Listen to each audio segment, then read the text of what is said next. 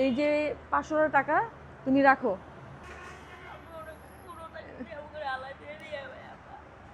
ছোট থাকতে বিয়ে করে চলে গেছে। আচ্ছা শোনো, কান্না করো না, কান্নাকাটি করো না। মনে করো আল্লাহ যার কাছ থেকে নেয় তাকে আবার দেয়ও।